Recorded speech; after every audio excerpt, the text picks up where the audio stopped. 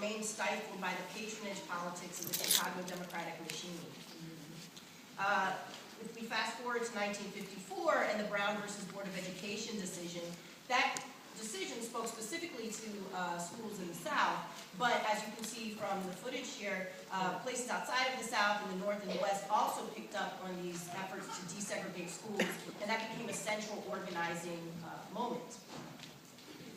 In 1963, the Illinois legislature finally required the school system to begin collecting statistics on the racial makeup of the student body in Chicago public schools, and it found that 3/4 of the lowest performing schools were in black neighborhoods and at schools that were at least 80% black. So clearly in Chicago, African Americans were attending separate and unequal schools. So if we move forward to 1963, I think it's important also to think about what was going on nationally in the civil rights movement at the time. So 1963 was a busy year nationally.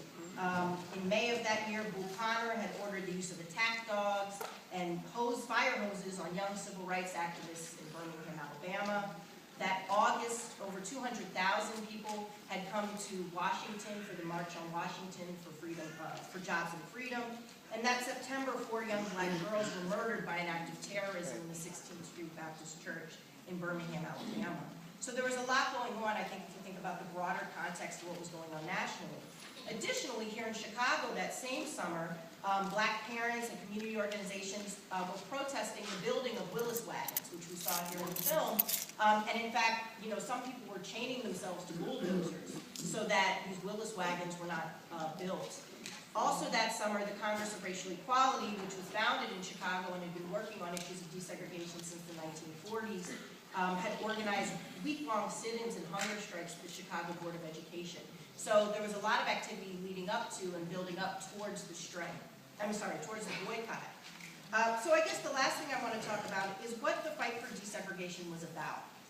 And I think that it's important to note that the fight for desegregation wasn't about fighting necessarily for the right of black children to sit next to white children in classrooms. But it was about gaining equal access to resources. So if we think about some of the quotes from the film, where parents were saying every child should have an equal opportunity to get a good education. Or another parent says, we want quality education. Chance of what do we want? Books. When do we want them now? These were important, desires for increased resources and desires for equity more than necessarily strictly sort of mingling of the races. So today we're still fighting for educational equity, albeit in a different political climate. Our children today still do not have equal access to state resources, and this is not primarily necessarily a question of diversity, but a problem of economic and racial justice. Right. And the right to public education is this sort of uniquely enduring part of the U.S. national imaginary. It said that through education you can transcend your station, and it's a point of social mobility, but so often that's not the case, and that's not how education actually functions. So civil rights protests for education were always about education, but they were always also about more than just education. Education struggles challenged the boundaries of U.S. democracy, as they did in 1963 and as they do today. They're also about fighting inequality and fighting poverty.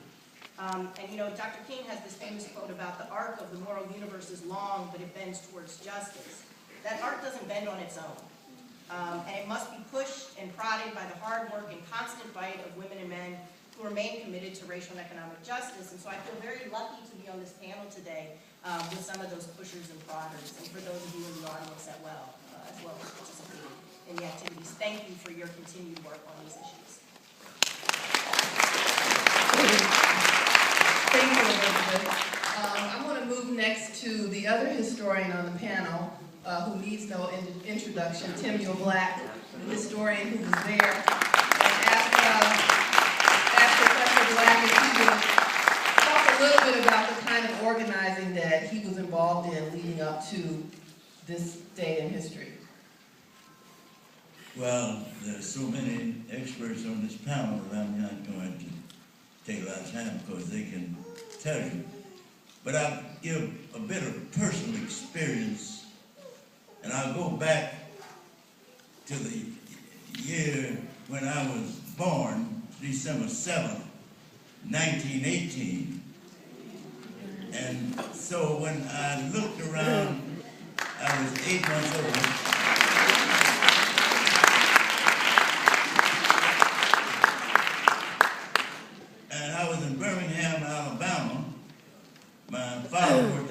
steel mill.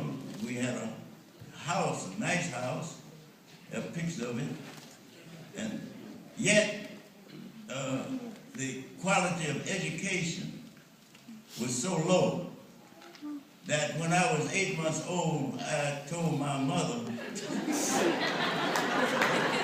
I'm leaving here. I'm going to Chicago to get me a better education. Mama said to Daddy, Dixie, this boy getting ready to leave here, and he doesn't even know how to change his diapers.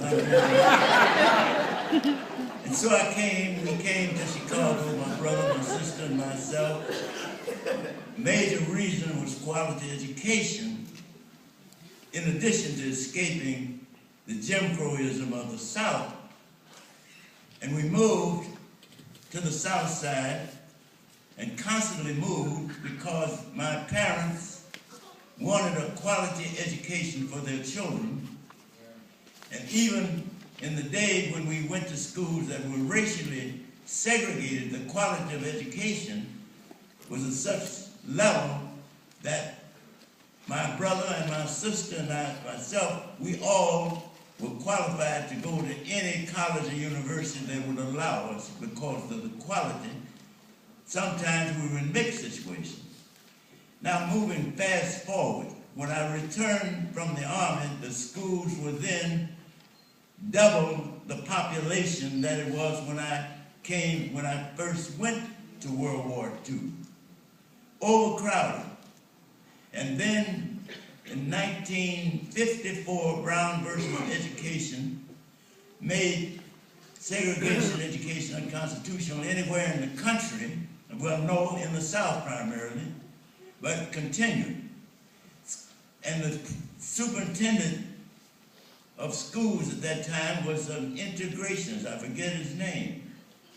He was quickly confronted, particularly after the election of the late Richard J. Daley in 1955, who was elected primarily by an outpouring of protest by the black vote. He was elected. And immediately he was approached by the merchants downtown, State Street merchants, and told that if the schools became integrated, they would lose their clientele. The middle class would flee Chicago so that their children would not have to go to school with these Negroes. That was when the outreach to Willis, Benjamin Willis, known segregationist. The superintendent before was fired, and Ben Willis was brought in with one mission. That was to bring the schools into complete segregation. And even though schools adjacent to the black schools, pretty close, had empty classrooms, blacks were still concentrated. Almost triple shift. Double shift was ordinary. And so even though they may have wanted, and the teachers may have wanted to get, they did not have the equipment or the time. And so comes the protests on other levels, in labor and other things. And because Chicago was probably better organized because of the labor movement than any other city in the country, after this March on Washington, I'm being as brief as I can possibly be. And we returned with the determination that one of our major targets was to be the education of our young people. I was then teaching at Hyde Park High School, and fortunately, in that somewhat integrated school, we had support from faculty and parents and the students. It was probably one of the few integrated schools that participated completely from the day one. I was a supporter and helper in getting with Larry Landry, the person who rediscovered core from the University of Chicago, in helping to bring that back. And this young lady is sitting right next to me, and I'm going to turn it over to her.